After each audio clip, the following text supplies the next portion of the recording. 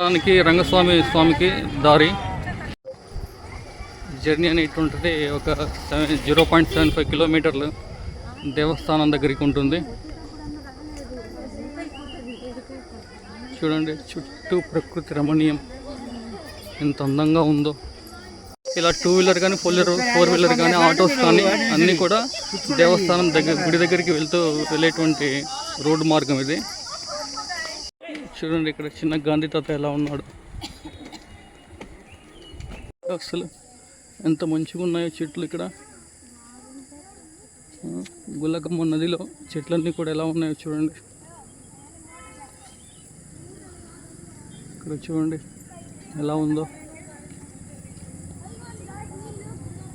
Video తీసుకుంటున్నారు. So వర్షాకాలంలో ఇక్కడ అప్పుడప్పుడు కొండ చర్యలు విరిగి పడుతూ ఉంటాయి. మనం వెళ్ళేటప్పుడు కాస్త జాగ్రత్తగా చూసుకొని పోవాలి.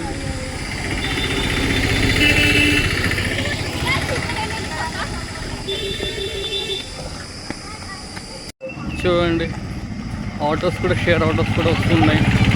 ఇలా పెళ్లి చేసుకునే కొత్త జంటలు కూడా దేవదర్శనానికి వస్తూ పోతూ ఉంటారు. చిన్నపిల్లల దగ్గర నుంచి పెద్దవాళ్ళ వరకు చాలా మంది వస్తూ పోతూ ఉంటారు.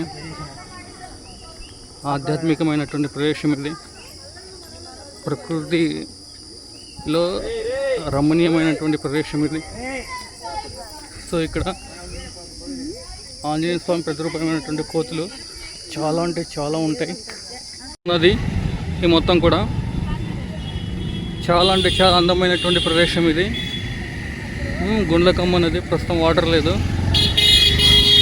సో ఇది వచ్చేసి బ్రిడ్జి. చూడండి ప్రకృతి రమణీయ ఒరిలో అలరించినటువంటి క్షేత్రం. కొండలు చూడండి ఎలా ఉన్నాయో. ఇక్కడ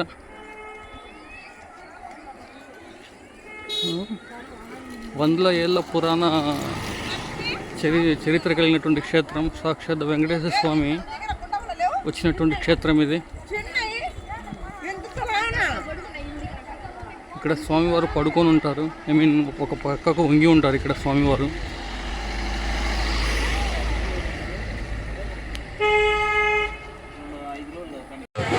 ఇక్కడ నైవేద్యం చేసుకుని లక్ష్మీపేట అమ్మవారికి కానీ ఇక్కడ ఉండేటువంటి అమ్మవారికి కానీ ప్రసాదాన్ని పంచిపెడతారు. ఇలా షాప్స్ అనేటువంటివి అన్నీ తిరునాళ్ళలాగా జాతర ప్రతి శనివారం జరుగుతూ ఉంటుంది. ఇలాగా సేవ ఇలా చేస్తూ ఉంటారు. ఇది మరి ఒక సేవ, రంగస్వామి సేవ. ఇక్కడ సేవ చేసే వాళ్ళు ప్రతి శనివారం కూడా చాలామంది వస్తూ ఉంటారు, చేపించుకుంటుంటారు. రంగస్వామి సేవ అనేటువంటి ఇలా చేస్తుంటారు.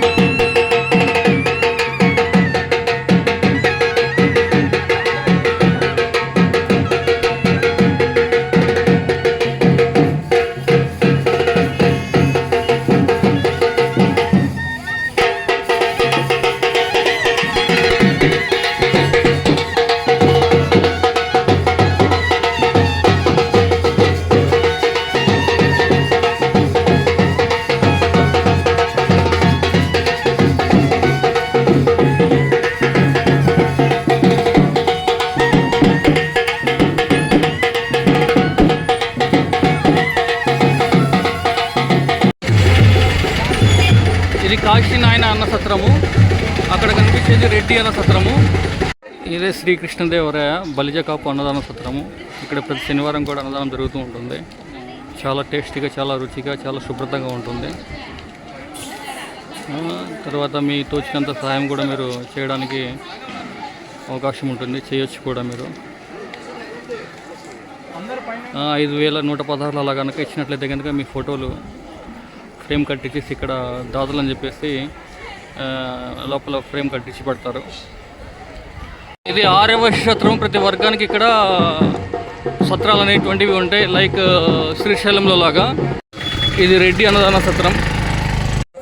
ఇది యాదవ అన్నదాన క్షేత్రము సత్రం. ఇది దాని పక్కనే మేదర మహేంద్ర అన్నదాన సత్రము, దాని పక్కనే కృష్ణదేవరాయ బలిజ అన్నదాన సత్రం ఉంటుంది.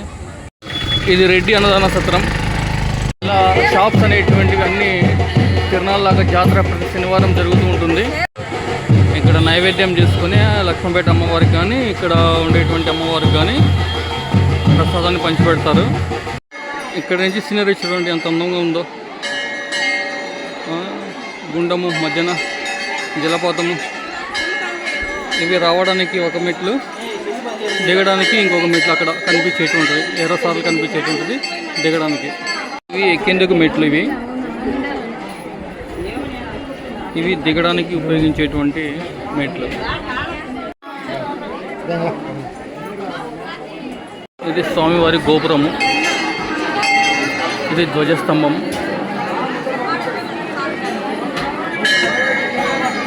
సాక్షాత్ వెంకటేశ్వర స్వామి ఇక్కడికి వచ్చారు, అందుకని ఈ క్షేత్రం అనేటువంటిది చాలా ప్రసిద్ధి చెందినటువంటిది.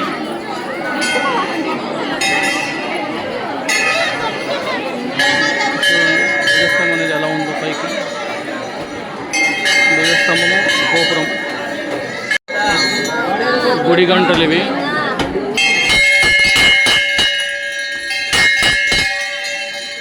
సో గోవింద నామస్మరంతో ఈ ఆలయం మొత్తం కూడా మారుమరుగుతూ ఉంటుంది.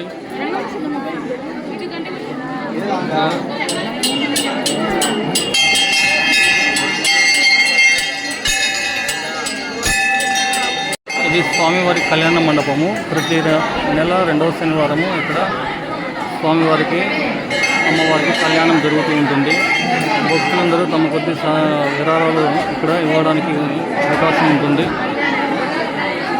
ప్రతి శనివారం కూడా అన్నదానం అనేది జరుగుతూ ఉంటుంది స్వామివారికి ఇక్కడ.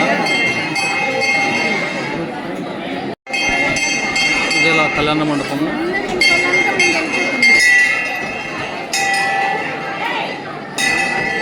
కొత్తగా పెళ్ళైన జంటలు వచ్చి మళ్ళీ ఇక్కడ స్వామివారికి కళ్యాణం చేయించుకోవచ్చు. ఇది స్వామివారి ఉండి, లోపల కూడా మరొక ఉండి ఉంటుంది. భక్తులు తమ కానుకలను ఈ ఉండి అయినా సరే, లోపల ఉండి అయినా సరే సమర్పించుకోవచ్చు.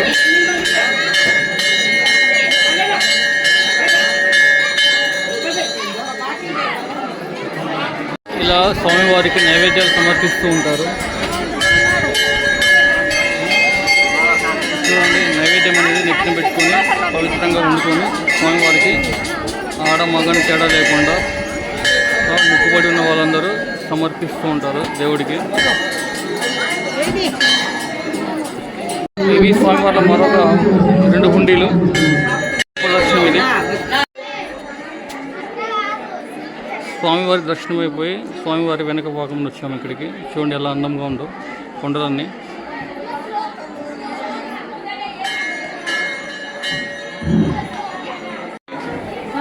ఇది శివాలయం. ఇది ఇక్కడ శివుడు అతి మహిమ కలిగినటువంటి స్వామి.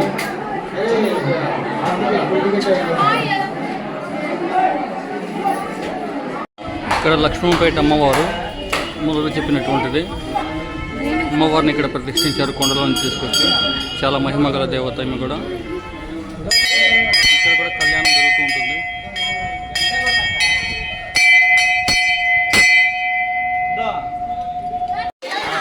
సో ఈ గుండంలో 365 డేస్ స్విమ్మింగ్ చేయాలనిపిస్తూ ఉంటుంది. సో పైన చూడండి ఎలా ఉందో గుండం పైన చుట్టూరా. సో ఇదొక జలపాతం. ఇది చాలా అందమైనటువంటి ప్రదేశము. ఎప్పటికీ ఈ వాటర్ని త్రాగడానికి కూడా యూజ్ చేస్తూ ఉంటారు. సో ఎటువంటి వ్యాధులు అనేటువంటివి రావు.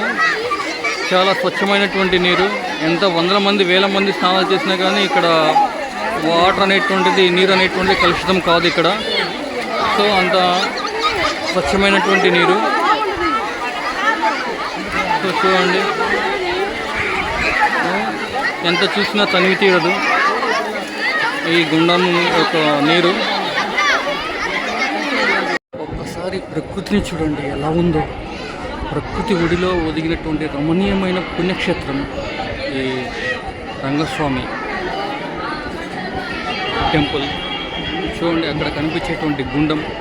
సో ఇలాంటి గుండాలు అక్కడ కనిపించేటువంటి పైన ఇంకా 2 గుండాలు ఉన్నాయి, ఇంత పెద్దవి, ఇంతకంటే పెద్ద సైజులో ఇంకా 2 గుండాలు ఉన్నాయి. సో ఈ గుండం లోతు ఇంతవరకు కూడా ఎవరు కూడా కనిపెట్టలేకపోయారు. అర్థం చేసుకోండి ఎంత పుణ్యక్షేత్రమైనటువంటి దేవస్థానమో ఇది. సో ఇది ఇంతకు ముందే చెప్పాను కదండి. సో ఇది మండపం, కళ్యాణ మండపం. ఇక్కడ పెళ్ళిళ్ళు జరుగుతూ ఉంటాయి. నెలలో ప్రతి 2వ శనివారం ఇక్కడ స్వామివారికి అమ్మవారికి కళ్యాణం జరుగుతూ ఉంటుంది. ఇక్కడ రాళ్ళు చూడండి ఎలా ఉన్నాయో, ఒకదాని మీద ఒకటి పేర్చినట్టు ఎలా ఉందో, గోడ కట్టినట్టుగా అతికించినట్టుగా ఉంది ఇక్కడ.